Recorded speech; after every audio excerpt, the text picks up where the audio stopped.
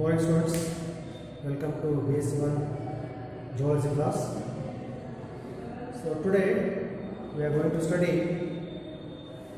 another new phylum, that is the Annelida phylum. So phylum Annelida, definition of phylum Annelida. Annelids are triploblastic, bilateral symmetrical, metabolically segmented, coelomate worms with flexible cuticle around the body. So number one, triploblastic. See, these are triploblastic. Triploblastic nature has been started from Platyhelminthes onwards. You know that the body is made up of three germinal layers: ectoderm, endoderm, mesoderm. Therefore, this is called as triploblastic. Triploblastic, bilateral symmetrical. Annelids are bilateral symmetrical. If you cut the animal along its central axis from anterior to posterior direction, you will get two similar halves, and these two similar halves are laterally placed. They are laterally placed. So such type of symmetry is called as bilateral symmetry. Bilateral symmetry. They are metabolically segmented. The worm is segmented. Can you see here? So this is the diagram of earthworm. Earthworm. It has, the divisions, body divisions. These body divisions are clearly seen with the help of these grooves. These are called as annuli. Because of the presence of annuli, these worms are known as annelids. Clear? So the body is segmented. These are the segments.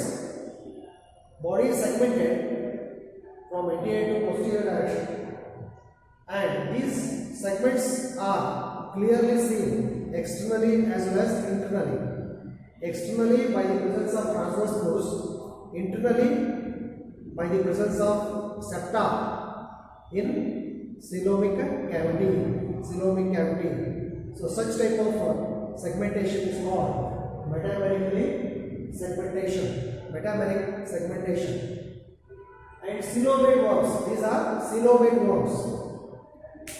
Coelom is there. What is coelom? You know it. Coelom is body cavity present between body wall and alimentary canal. Between the alimentary canal and body wall, there is a cavity. That cavity is called coelom when this is lined by mesodermal epithelium. So true coelom started to appear from Annelida onwards. Before this, in Aschelminthes, body cavity is present, no doubt, but that is not covered by, that is not lined by mesodermal epithelium. Therefore, the Aschelminthes are known as pseudocoelomates. Pseudo means false. These are true coelomate worms. So, coelomate worms with a thin, flexible cuticle around the body. Thin cuticle is present, and this cuticle is flexible. It is flexible. It can extend and contract. Right? In other cases, in the arthropods, crustaceans, the cuticle is not flexible, right? So here it is flexible. So this is about the definition of annelids. So once again we shall bring out the definition of annelids. Annelids are triploblastic, bilateral symmetrical, metabolically segmented, coelomate worms with a thin flexible cuticle around the body. So that's about definition. Now let us discuss the general characters of phylum Annelida. So Annelida are mostly aquatic. They are mostly aquatic,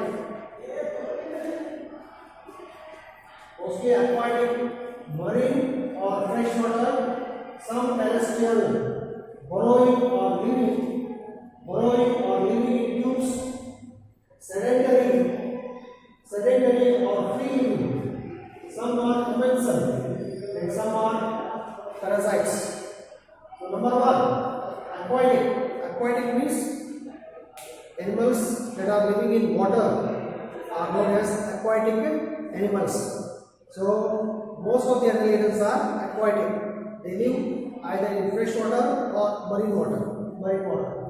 Okay. Some terrestrial, some are terrestrial also. They live on land, terrestrial, and they are burrowing type. They prepare burrow. They construct burrow where they can live. And living in tubes, tube-like burrow they form in which they survive. So living in tubes, sedentary or free living. Sedentary, living at particular place. Their movement is restricted to a particular region. Sedentary or free living, they can move. Okay, some are commensal and parasitic also. Commensal, they have relationship with other animals. They get benefit from the other animals and they do not harm the other species. So such type of relationship with other species is called a commensal type of relationship. And parasitic also. Some are leading parasitic life. They live on other animals. Example, leech. Leech is ectoparasite. It lives on the blood of vertebrate animals. So leech, they are living in water. So whenever the vertebrates visit the water body for drinking water, their body are attacked by these leeches and they suck the blood from the host animals. Thus, some of the annelids are leading parasitic life also. Okay, next, body is triploblastic. We already discussed body is triploblastic. Body is made up of 3 germinal layers: ectoderm, endoderm, and mesoderm. Then bilateral symmetrical, yes, they show bilateral symmetry, elongated and wormiform. They are elongated, worm-like. See, this is elongated, worm-like, right? Elongated, worm-like. Ascalminthis, they are also elongated, worm-like. Platyhelminthes, they are also elongated, but they are flattened, right? In Ascalminthis, the Ascalminthis worms are not flattened, they are round in outline, therefore they are also called as round worms. So here the annelids are worm-like, they are elongated. Body is cylindrical. Next, body metamerically segmented. Body is metamerically segmented. I told you already. What do you mean by metamerical segmentation? Metamerical segmentation is nothing but divisions of the body into similar type of segments, and these segments or divisions are clearly visible externally as well as internally. Externally, they are visible due to the presence of transverse grooves. Internally, the synovial cavity is having partitions by the presence of septa, right? So such type of segmentation is known as metameric segmentation. Okay?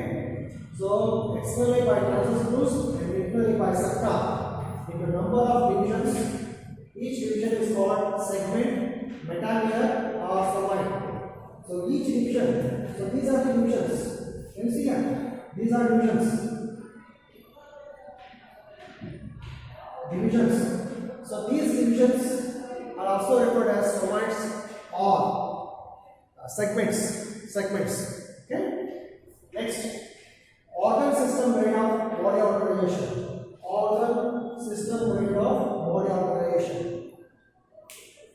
So you have understood how the animals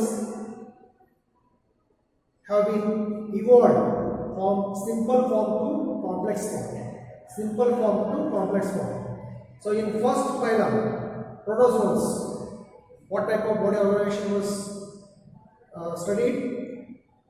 They are having acellular grade of body organization, acellular level of body organization, because their body is made up of only one cell. They are unicellular. Therefore, all the body functions are performed by single cell. Such type of body organization is called as acellular grade of body organization, or the protoplasmic grade of body organization. Next, in poriferans, cellular grade of body organization we discussed. Poriferans are multicellular. They are made up of several cells. Such type of body organization is called cellular level. Thus, from acellular level to cellular level, evolution was observed in poriferans. Next, in coelentrates, tissue level of body organization is present. Tissue level of body organization. Similar type of cells together form one group called tissue, and this tissue is performing one particular function. So, thus, from cell to tissues are formed. Next, in the platyhelminthes, organ grade of the body organization, organs are developed. Then organ system level. In Aschelminthes also, organ system grade of body organization is there. Organ system grade of body organization is started from Aschelminthes onwards. So here also, organ system grade of body organization system is there. Next. So the organ system means several organs together form one system. For example, digestive system. Digestive system is made up of several organs, right? Pharynx, intestine, stomach. So all together form the systems. Then outer covering of the body is cuticle. Outer covering of the body is called cuticle. And this cuticle is secreted by the epidermis, underlying epidermis. So epidermal cells secrete cuticle. This cuticle protects the animal body from the external environmental hazards. Right? So these are few characteristics. Let us discuss some other characteristics.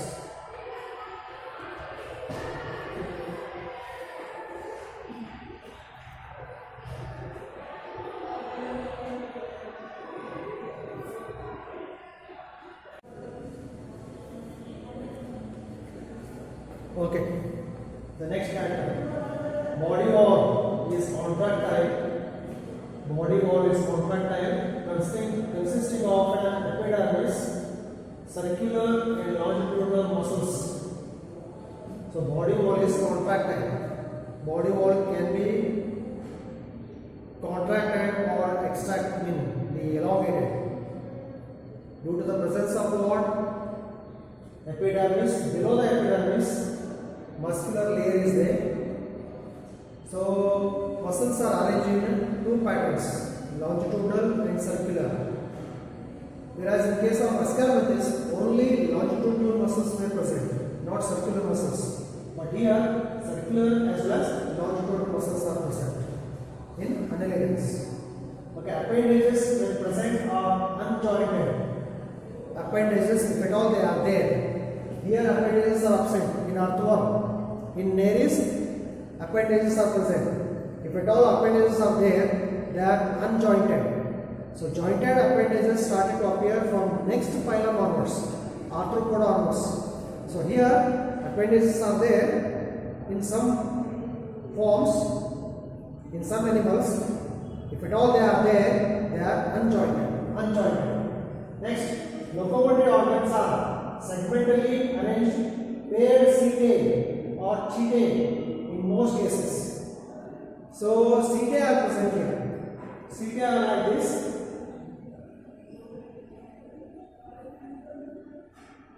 They are S-shaped crystalline structures. S-shaped crystalline structures. They are microscopic. They are present intersegmentally in a row, and they are needle-like.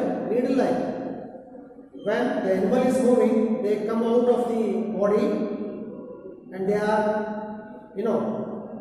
used for gripping the land surface, right? Holding the land surface. So thus they are helping in locomotion. CK are present. In Arthropods, CK are present. Right? They are very microscopic, very small, and they are crystalline S-shaped structures. Okay? They can be everted or retracted. Eversion and retraction can be done here according to their requirement.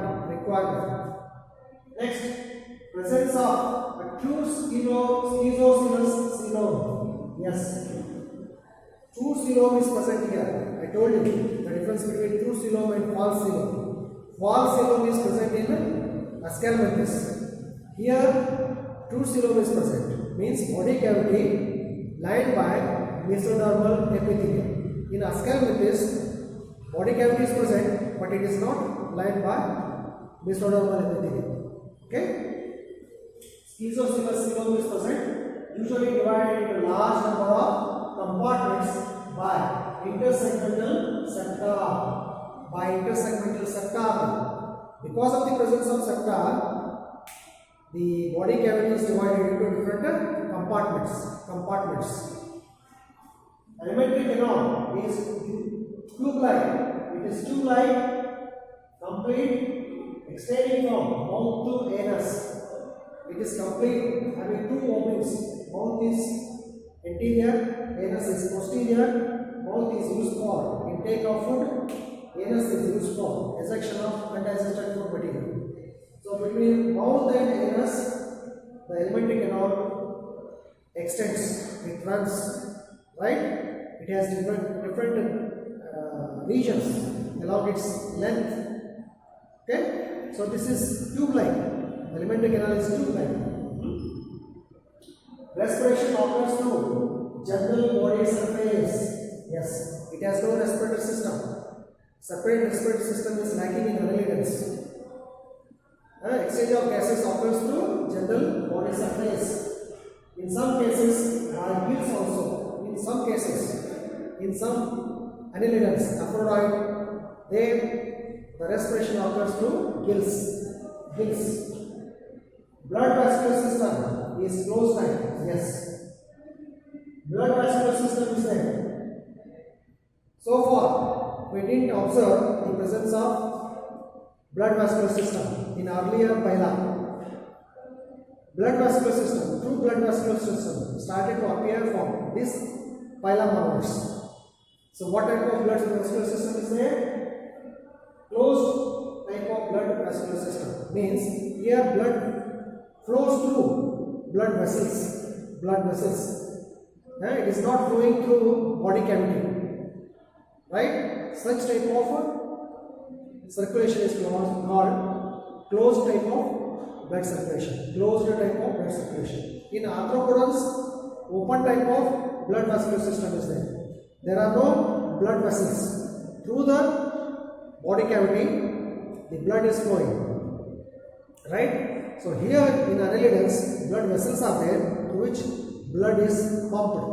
Blood is, supplied to all body parts. So close tight, blood is red. Yes, another important feature of blood vascular system in annelids is blood is red. Our blood is also red. Because of the presence of red blood cells, our blood is red. Red blood cells have hemoglobin. But here, red blood cells are not there. The red color giving pigment is present in the blood plasma. So due to the presence of hemoglobin or erythropoietin found dissolved in the blood plasma.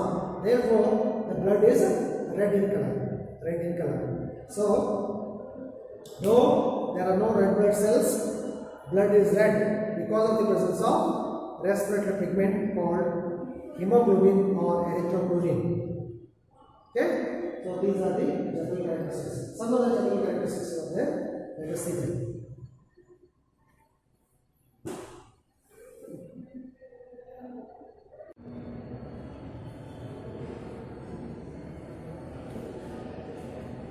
Okay. The next general characteristic is excretion by segmentally arranged nephridia. Nephridia are there. Segmentally arranged nephridia are present. So these nephridia help in excretion of nitrogenous waste from the body to the exterior. Nephridia are there which usually communicate the sebum to the exterior. Okay. Different types of nephridia are there. They are present along the entire length of the body. They are being used for excretion of elimination of nitrogenous waste from the body. Next, nervous system with the pair of cerebral ganglia. Nervous system is well developed in annelids.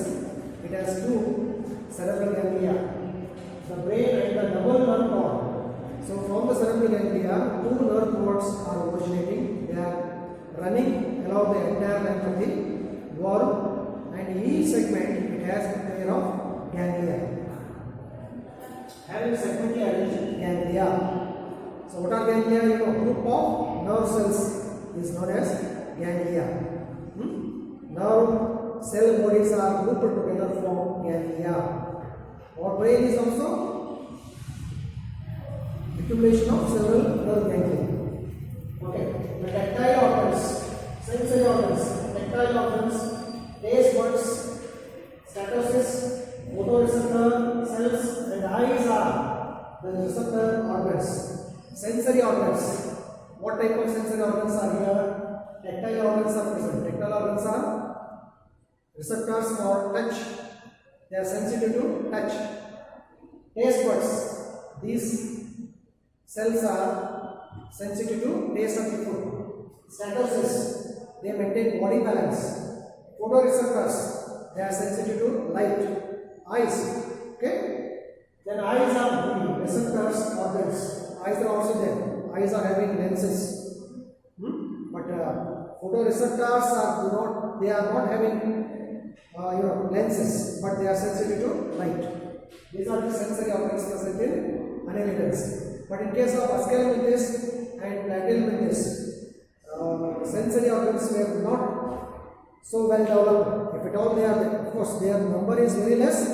If at all they are there, they are of less importance because they are leading parasitic life. They are living inside the body of other animals. Therefore, they need not to have sensory organs. But here in annelids, most of the annelids are free living. Okay? Therefore, they have sensory organs. Usually monoecious. Monoecious means bisexual. Hermaphrodite. Dioecious or unisexual forms are also present. Hermaphrodite as well as unisexual forms are also present. Bisexual, unisexual. Earthworm is earthworm. These are the divisions. So earthworms are bisexual. They are bisexual. They have both male as well as female reproductive organs. Whereas